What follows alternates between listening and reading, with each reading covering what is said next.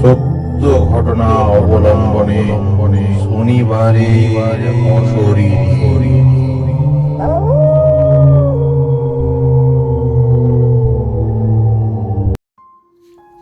নমস্কার বন্ধুরা, আমি দীপ আর আপনারা শুনছেন শনিবারের অশরীরী। শনিবারের অশরীরীর পঞ্চম পর্বে আপনাদের সবাইকে স্বাগত। আশা করি আপনারা সবাই ভালো আছেন আর আপনাদের সাপোর্ট পেলে আমরা আরও এগিয়ে যাব এবং আমাদের অশরীরী পরিবার আরও বড় হবে। আজকে আপনাদের কাছে আমি একটাই ঘটনা বলবো, যে ঘটনাটা শুনলে হয়তো আপনারাও ভাববেন যে বন্ধুত্ব কীরকম হতে পারে। মৃত্যুর পরেও বন্ধুত্বই থেকে যায়। তো চলুন তাহলে আজকের ঘটনাটা শুনে নেওয়া যাক। আর আপনারা যদি আমাদেরকে ঘটনা পাঠাতে চান, যেগুলো আমরা আমাদের চ্যানেলে আপনাদেরকে শোনাবো, তাহলে আমাদেরকে ইমেল করুন। আমাদের ইমেল অ্যাড্রেস শনিবারের অশরীরী@gmail.com, অথবা আমাদের ফেসবুকে আপনারা ইনবক্সও করতে পারেন। আমাদের ফেসবুক পেজের নাম শনিবারের অশরীরী। লিংক আমাদের কমেন্ট বক্সে দেওয়া আছে, আপনারা দেখে নিতে পারেন। তো চলুন তাহলে আজকের ঘটনা শুনে নেওয়া যাক। সত্য ঘটনা অবলম্বনে শনিবারে অশরীরী।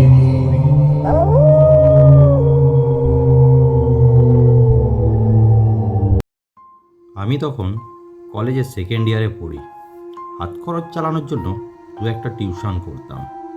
এরকমই সৌরভ বলে একটি ছেলেকে আমি পড়াতাম। একদিন পড়ানো শেষ হওয়ার পর দেখলাম বাইরে প্রবল বৃষ্টি হচ্ছে। ছাতাও নিয়ে যাইনি, তাই অগত্যা সৌরভদের বাড়িতেই আমাকে অপেক্ষা করতে হলো। আমি, সৌরভ এবং সৌরভের দাদু তিনজনে বসে গল্প করছি। সৌরভের মা কিছু তেলে ভাজা ও চা দিয়ে গেলেন। কথায় কথায় উঠে এলো অশরীরীর গল্প। তখন সৌরভের দাদু আমাদের তার সঙ্গে ঘটে যাওয়া একটি ঘটনা শোনায়। তিনি যেভাবে ঘটনাটা আমাকে বলেছিলেন, আমি কিছুটা সেইভাবেই বলার চেষ্টা করছি। ঘটনাটা প্রায় 35-40 বছর আগের ঘটনা। তখন আমি মেদিনীপুরে থাকতাম। ওখানে একটা স্কুলে শিক্ষক ছিলাম। স্কুলটা মেদিনীপুর শহর থেকে বেশ কিছুটা দূরে। এখানে বলে রাখি, স্কুলের নামটা আমাকে বলেছিলেন, বাট স্কুলের নামটা আমার এই মুহূর্তে মনে পড়ছে না, তাই স্কুলের নামটা দিলাম না। মতো আবার বলছি, আমার স্কুলটি ছিল রেল লাইনের ওপারে, আমি থাকতাম রেল লাইনের এপারে। তাই স্কুল থেকে আসার সময় আমাকে লাইনটি ক্রস করে আসতে হয়। আর যেখান দিয়ে লাইনটা টপকে আসতাম, জায়গাটা খুবই নির্জন ছিল। মেদিনীপুর তখন এখনের মতো এত জমজমাট বা এত উন্নত ছিল না। সন্ধ্যের পর রাস্তাঘাটে খুব একটা লোকজন দেখা যেত না। আর যেই জায়গাটা দিয়ে লাইন ক্রস করতাম, সেইখানে ছিল একটি পুরনো পোড়ো বাড়ি, আর তার পাশে একটি পুকুর আর জঙ্গল। লোকের মুখে শুনেছি ওই জায়গাটা খুব একটা ভালো নয়। আসলে এই জায়গায় অনেকে লাইন ক্রস করতে গিয়ে ট্রেনে কাটা পড়েছে। অনেকেই এখানে রাতে অনেক কিছু দেখেছে। একদিন রাতে আমার এক ছাত্রের বাড়িতে আমার নিমন্ত্রণ ছিল। নিমন্ত্রণ খেয়ে ফিরতে ফিরতে বেশ রাত হয়ে যায়। ওই ছাত্রের বাড়ির লোক আমাকে বলেছিল এত রাতে না আসার জন্য। আমি কারো কথা না শুনেই চলে এলাম। তখন আমার বয়স কম, তাই এইসব ভূত প্রেতে আমি খুব একটা বিশ্বাস করতাম না। কিন্তু ছাত্রের বাড়ির থেকে বেরিয়ে কিছুটা আসার পর দেখলাম চারিদিকটা বেশ নির্জন। যদিও সেই দিন ছিল পূর্ণিমা, চাঁদের আলোতে চারিদিকটা আরও গা ছমছমে লাগছে। আলো আঁধারিতে চারিদিকটা বেশ মায়াবী হয়ে উঠেছে। তার মধ্যে মাঝে মাঝে শেয়ালের ডাক মনের মধ্যে একটা আতঙ্ক সৃষ্টি করেছে। এইসব ভাবতে ভাবতে কখন সেই ক্রসিংয়ের কাছে চলে এসেছি বুঝতেই পারিনি। ভোরটা কাটল ট্রেনের বাঁশির শব্দে। ট্রেন আসছে দেখে আমি দাঁড়িয়ে পড়লাম। চারিদিকে একটা লোককেও দেখতে পেলাম না। আমার কাছে ছিল একটি সাইকেল আর একটি টর্চ। একটু দূরে থাকায় আমি অপেক্ষা করছি সাইকেল থেকে নেমে। হঠাৎই আমার চোখটা গেল পুকুরের দিকে। দেখলাম একটা লোক পুকুরের পাড়ে দাঁড়িয়ে আছে। প্রথমে ভাবলাম কেউ হয়তো মাছ ধরতে এসেছে।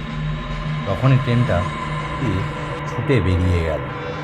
তখন আমার কি মনে হলো, আবার একবার পুকুরের দিকে তাকালাম, কিন্তু অবাক ব্যাপার, সেখানে আর লোকটাকে দেখতে পেলাম না। রাত হয়ে যাচ্ছে, বাসায় ফিরতে হবে, এই জন্য আর সময় নষ্ট না করে আমি ওখান থেকে চলে আসি। কিন্তু ওই রেল লাইন থেকে আসার সময় আমার মধ্যে কেমন একটা অস্বস্তি হচ্ছিল। মনে হচ্ছিল আমি একা নই, আমার সঙ্গে আরও কেউ আছে, কিন্তু চারিদিকে কাউকে দেখতে পেলাম না। তাই তাড়াতাড়ি সাইকেলটা চালিয়ে বাসায় ফিরে আসলাম। বাসাতে আমি ছাড়াও আমার একজন সঙ্গী থাকতো। আমরা দুজনে একটা বাড়ি ভাড়া নিয়েছিলাম। যে বাড়িটাতে থাকতাম দুটো রুম। আমার রুমের পাশে ছিল বাথরুম, আর আরেকটা রুমের পাশে ছিল রান্নাঘর। দুজনে দুটো রুমে থাকতাম। বাড়িটা ছিল একতলা। বাড়ির পেছনের দিকটায় ছিল বেশ কিছুটা ফাঁকা জায়গা, আর আমার রুমের জানালার পাশে ছিল একটি আম গাছ। আমার সঙ্গে যে থাকতো তার নাম ছিল শঙ্কর। শঙ্কর আমার থেকে বয়সে বছরখানেক ছোট ছিল। শঙ্করের কাজ করতো রেলের টিকিট ডিপার্টমেন্টে।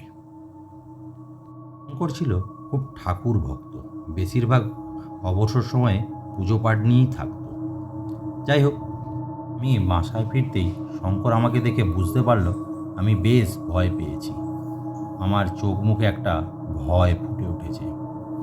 শঙ্কর আমাকে জিজ্ঞাসা করলো, আমি কিছু বললাম না তাকে। হাত মুখ ধুয়ে শুয়ে পড়লাম। রাতে গরম লাগতে জানালাটা খুলে দিলাম। জানালাটা খুলতেই একটা ঠান্ডা হাওয়া ঘরের মধ্যে ঢুকে পড়ল। জানালাটা দিয়ে দেখলাম কিছুটা দূরে কেউ একজন দাঁড়িয়ে আছে। ভালো করে চোখটা দুহাত দিয়ে মুছে নিয়ে আবার তাকালাম, কিন্তু না, কেউই নেই। চোখের ভুল মনে করে শুয়ে পড়লাম।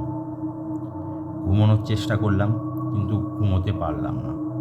বারবার মনে হচ্ছিল ঘরের ঘোরাঘুরি করছে। ঘরের পরিবেশটা কেমন উমট হয়ে আসছে। নিজের মধ্যে একটা অস্বস্তি কাজ করছে। শেষে থাকতে না পেরে ঘরের লাইটটা জ্বালিয়ে দিলাম। বাকি রাতটা বসেই কাটিয়ে দিলাম।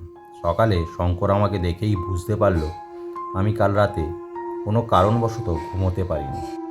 সে আমাকে কারণ জিজ্ঞাসা করলো। আমি কোনো কিছু না বলেই বিষয়টা এড়িয়ে গেলাম। এরপর থেকে প্রতিদিন রাতে একই ঘটনা ঘটতে থাকলো। আমিও কেমন একটা হয়ে যাচ্ছিলাম। শরীর ভেঙে যাচ্ছিল, রাতে ঘুম হচ্ছিল না, খাওয়া দাওয়া কমে যাচ্ছিল। দিন দিন দুর্বল হয়ে পড়ছিলাম, কোনো কাজে মন লাগাতে পারছিলাম না। বেশ কিছুদিন এইভাবে কেটে যায়। একদিন রাতে আমি ঘুমের মধ্যে ওষুধ খেয়ে ঘুমানোর চেষ্টা করলাম।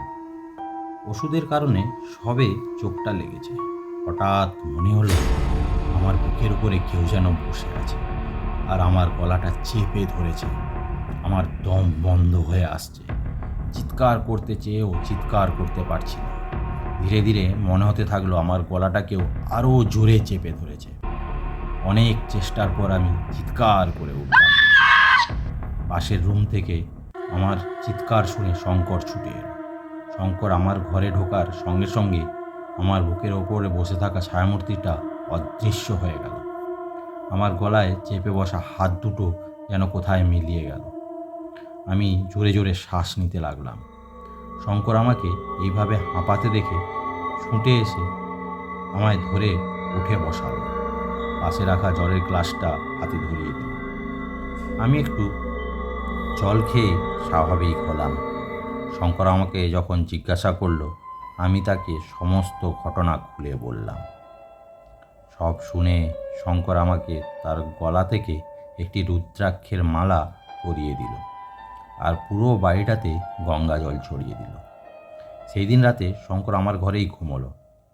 পরের দিন সকালে শঙ্কর আমাকে বলল ওর গ্রামের বাড়িতে যাবে, কাল সকালেই ফিরে আসবে। আমি কারণ জানতে চাওয়াতে বলল কাল ফিরে এসে সব বলবো, কিন্তু আগের রাতে আমার সঙ্গে যা ঘটেছে তা এখনও আমার মনে একটা আতঙ্ক সৃষ্টি করে রেখেছে। একা রাতে থাকতে হবে ভেবে ভয়ে বুকটা কেঁপে উঠল। শঙ্কর আমার চিন্তার কথা বুঝতে পেরে বলল, যতক্ষণ আমার গলায় এই রুদ্রাক্ষের মালা আছে আমার কিছু হবে না। এখানে একটা কথা বলে রাখি, শঙ্করের বাড়ি ছিল সুন্দরবন এলাকার ঝড়খালি বলে একটি গ্রামে। বাড়িতে শঙ্করের বিধবা মা ছাড়া আর কেউ ছিল না। অনেক দিন আগে শঙ্করের বাবা মারা যায়। শঙ্কর বাড়ি চলে গেল। অনেক দিন পর রাতে ভালো করে ঘুমোতে পেরে মনটা বেশ ফুরফুরে লাগছিল। এইভাবে আরও দুদিন কেটে যায়। একটা জিনিস দেখে অবাক লাগলো, শঙ্করের আসার কথা ছিল তার পরের দিন, কিন্তু দুদিন হয়ে গেল শঙ্কর এখনও ফিরল না। তখন এখনের মতো ফোন ছিল না যে ফোন করে জিজ্ঞাসা করে নেব। সেই দিন ছিল রবিবার, স্কুল ছুটি, তাই দুপুরে বাসাতেই রান্না করছিলাম। তখন একজন লোক এলো শঙ্করের গ্রাম থেকে। এসে যা বলল তাতে আমার পায়ের মাটি সরে গেল, যেন মনে হলো আমি আকাশ থেকে পড়লাম। লোকটির বলা কথাগুলো আমি বিশ্বাস করতে পারছিলাম না। লোকটার কাছ থেকে জানতে পারলাম, যেদিন শঙ্কর বাড়ি যায় সেই দিন বাড়ি যাওয়ার সময় শঙ্করের গ্রামে একটা পুকুরের ধারে শঙ্করের মৃতদেহ পাওয়া যায়। লোকটার কাছ থেকে আরও জানতে পারলাম শঙ্করের মৃতদেহের বর্ণনা। ঘাড়ের শিরদাঁড়াটা ছিল ভাঙা, কেউ যেন সেটাকে জোর করে চেপে ভেঙে দিয়েছে। জিভটা বেরিয়েছিল, চোখগুলো বাইরে ঠিকরে বেরিয়ে এসেছিল। দেখেই বোঝা যাচ্ছিল মরার আগে কোনো কিছু দেখে খুবই আতঙ্কিত হয়ে পড়েছিল। খবরটা শুনে মনটা খুব খারাপ হয়ে গেল। আমরা প্রায় 3 বছর একসঙ্গে ওই বাসাতে ছিলাম। আমরা একে অপরের খুব কাছের হয়ে গিয়েছিলাম। নিজের ভাইয়ের মতোই শঙ্করকে ভালোবাসতাম। অপঘাতে মৃত্যুর জন্য 4 দিনে কাজ, তাই আমিও লোকটার সঙ্গে শঙ্করের বাড়ি পৌঁছলাম। গিয়ে দেখলাম শঙ্করের বিধবা মা অনবরত কেঁদে চলেছে। তার একমাত্র ছেলেকে হারিয়ে খুবই ভেঙে পড়েছে। জিনিস বুঝতে পারছিলাম না, এইভাবে শঙ্করকে কিভাবে কে মারলো। গ্রামের লোকেরা নিজেদের মধ্যে বলা বলি করছিল, এ নাকি কোনো মানুষের কাজ নয়, কোনো আত্মার কাজ। যাই হোক, শঙ্করের কাজ শেষ হতে আমি বাসায় ফিরে এলাম। শঙ্করের জন্য আমার মনটা খুব খারাপ হয়ে থাকতো। আরও কিছুদিন এইভাবে কেটে যায়। এই কদিনে আমার সঙ্গে আর তেমন কিছু ঘটেনি। কয়েকদিন পর 2 দিন ছুটি পেয়ে আমি বাড়ি এলাম। রুদ্রাক্ষের মালাটা ভুল করে আমার বাড়িতে রয়ে গেল। আমি বাসায় যাওয়ার সময় ওটা নিয়ে যেতে ভুলে যাই। আমি রুদ্রাক্ষের কথা ভুলেই গিয়েছিলাম। একদিন রাতে আমি ঘুমিয়ে আছি, সেই দিন বেশ গরম থাকায় রুমের জানালাটা খুলে দিই। সুন্দর হাওয়া আসছিল। হঠাৎই মনে হলো আমার বুকের ওপর যেন কেউ চেপে বসেছে। দেখলাম একটা ছায়া মূর্তি আমার গলাটা চেপে ধরেছে। আমি শ্বাস নিতে পারছি না, দম বন্ধ হয়ে আসছে। এইভাবে কতক্ষণ ছিলাম জানি না। তারপরই একটা ঘটনা ঘটল। দেখলাম জানালা দিয়ে আরও একটা ছায়ামূর্তি আমার ঘরে ঢুকলো, আর আমার বুকের বসে থাকা ছায়ামূর্তিকে যেন এক প্রকার টেনে নিয়ে গেল। আমি ভয়ে আতঙ্কে কেঁপে উঠলাম। রুমের জানালাটা বন্ধ করে দিই আর আলোটা জ্বালিয়ে দিই। সারা রাত জেগেই কাটিয়ে দিলাম। এরপর থেকে সবসময় মনে হতে থাকলো যেন আমি একা নয়, আমার সঙ্গে কেউ ছায়ার মতো লেগে আছে, সারাক্ষণ আমার সঙ্গে সঙ্গে ঘুরছে। সারাক্ষণ আমি ভয়ে ভয়ে থাকতাম। এরপর কয়েকদিন এভাবেই কাটলো। একদিন রাতে আমি জানালার সামনে দাঁড়িয়ে আছি। হঠাৎই দেখলাম দূরে এক ছায়ামূর্তি দাঁড়িয়ে আছে আর হাত নেড়ে আমাকে ডাকছে। আমি মন্ত্রমুগ্ধের মতো তার ডাকে সাড়া দিয়ে বাড়ি থেকে বেরিয়ে হাঁটতে থাকলাম। হাঁটতে হাঁটতে কখন রেল লাইনে পৌঁছে গিয়েছি নিজেই জানি না। হঠাৎ আমার হুঁশ ফিরল ট্রেনের হুইসেলে। দেখলাম সামনে থেকে একটা ট্রেন তীব্র গতিতে আমার দিকে ছুটে আসছে। সামনে থেকে এইভাবে মৃত্যুকে আসতে দেখে আমার হাত পা অবশ হয়ে গেল। ক্ষমতা হারিয়ে ফেললাম। অসহায়ের মতো দাঁড়িয়ে দাঁড়িয়ে নিজের মৃত্যুকে আসতে দেখছি। ঠিক তখনই যেন কোথা থেকে একটা শক্তি আমাকে ধাক্কা মেরে ট্রেন লাইন থেকে ছিটকে ফেলে দিল। আমি ছিটকে গিয়ে পড়লাম লাইনের পাশে, আর তারপর সঙ্গে সঙ্গে জ্ঞান হারালাম। সকালে যখন জ্ঞান ফিরল, দেখলাম আমাকে ঘিরে কয়েকজন লোক দাঁড়িয়ে আছে। আমার জ্ঞান ফিরতে দেখে তারা আমাকে আমার পরিচয় জিজ্ঞাসা করলো এবং আমাকে আমার বাসায় পৌঁছে দিয়ে গেল। সেদিন থেকে আমার প্রচণ্ড জ্বর, বাড়ি থেকে লোকজন গেল। ঠিক করলাম কয়েকদিন ছুটি নিয়ে বাড়ি আসব। সেই মতো একটু সুস্থ হতেই স্কুলে গেলাম ছুটির জন্য। সেই দিন আমার এক ছাত্রের বাবা আমার সঙ্গে দেখা করতে এলো, তার ছেলের ব্যাপারে কথা বলার জন্য। কিন্তু উনি আমাকে দেখে বেশ কিছুক্ষণ আমার দিকে তাকিয়ে থাকলো। তারপর আমাকে একটু আড়ালে ডেকে নিয়ে গিয়ে জিজ্ঞাসা করলো এই কদিন আমার সঙ্গে কোনো অলৌকিক ঘটনা ঘটেছে কিনা। আমি ওনার কথা শুনে অবাক হয়ে গেলাম। জানতে পারলাম উনি একজন তান্ত্রিক। ওনাকে সব কিছু খুলে বললাম। সব কিছু শুনে উনি আমাকে সেই দিন ওনার বাড়িতে থাকতে বললেন। আমিও আপত্তি করলাম না, কারণ আমিও এরকমই একজনকে খুঁজছিলাম। সেই দিন রাতে প্রায় তখন 11:30 বাজে। আমাকে নিয়ে উনি গেলেন একটি কালী মন্দিরের কাছে। চারিদিকটা নির্জন, নিঝুম, ঘুটঘুটে অন্ধকার। একটা মানুষও জেগে নেই। রাত জাগা পাখি ও শেয়ালের ডাক ছাড়া আর কিছুই শোনা যাচ্ছে না। আমি বুঝতে পারলাম আমরা দুজন ছাড়াও আরও একজন কেউ আমাদের সঙ্গে আছে। উনি কালী মন্দিরের সামনে গিয়ে একটা সাদা গুঁড়ো দিয়ে গোল করে দাগ কেটে দিলেন। তার মাঝে আমাকে বসালেন এবং নিজেও বসলেন। দুজনের মাঝে একটি যজ্ঞকুণ্ড তৈরি করে তাতে আগুন জ্বালিয়ে দিলেন। তারপর বিড়বিড় করে কিসব বলতে শুরু করল এবং ওই যজ্ঞের আগুনে নানা জিনিস দিতে থাকল। এভাবে বেশ কিছুক্ষণ কেটে যায়। আমি লক্ষ্য করলাম হঠাৎই কোথা থেকে জোরে জোরে বাতাস বইতে শুরু করল। তারপর দেখলাম দুটো ছায়ামূর্তি অন্ধকার থেকে বেরিয়ে এলো এবং একে অপরের সঙ্গে যুদ্ধ করতে শুরু করলো। মানুষে মানুষে যুদ্ধ দেখেছি, কিন্তু এই দুটো ছায়ামূর্তির মধ্যে যুদ্ধ এই প্রথম দেখলাম। চারিদিকটা ভয়ঙ্কর হয়ে উঠল, বাতাসের বেগও বেড়ে গেল। চোখের সামনে এক অস্বাভাবিক মায়াবী ঘটনা দেখতে থাকলাম। খেয়ালগুলো আরও জোরে জোরে ডেকে উঠল। এভাবে বেশ কিছুক্ষণ চলার পর দেখলাম একটা ছায়ামূর্তি আর একটা ছায়ামূর্তির মধ্যে মিলিয়ে গেল। যে ছায়ামূর্তিটা রইল সেটা আস্তে আস্তে একটা অবয়ব তৈরি করলো। আমি যা দেখলাম তাতে তো আমার নিজের চোখেই বিশ্বাস করতে পারলাম না। দেখলাম অবয়বটা শঙ্করের রূপ নিল। দেখলাম শঙ্কর আমাকে দেখে কেমন একটা হয়ে গেল। চোখগুলো যেন মায়াতে ভরা। আমার চোখগুলো ছলছল করে উঠল। তারপর শঙ্কর বলে উঠল, যেদিন আমি রাতে ভীত হয়ে বাসায় যাই সেই দিন শঙ্কর বুঝতে পেরেছিল আমার ওপর কোনো খারাপ আত্মা ভর করেছে। আসলে শঙ্কর কিছু তন্ত্রবিদ্যা জানত। যেদিন রাতে আমার চিৎকারে শঙ্কর ছুটে আসে, তার পরের দিন শঙ্কর বাড়ি গিয়েছিল তার গুরুর সঙ্গে দেখা করতে, আমাকে কিভাবে এই আত্মার প্রকট থেকে মুক্ত করবে সেটা জানার জন্য। কিন্তু যাওয়ার পথে ওই আত্মাই শঙ্করকে মেরে ফেলে, যাতে শঙ্কর তার গুরুর সঙ্গে দেখা না করতে পারে। তারপর শঙ্করের আত্মাই আমাকে বারবার ওই খারাপ আত্মা থেকে রক্ষা করতে থাকে।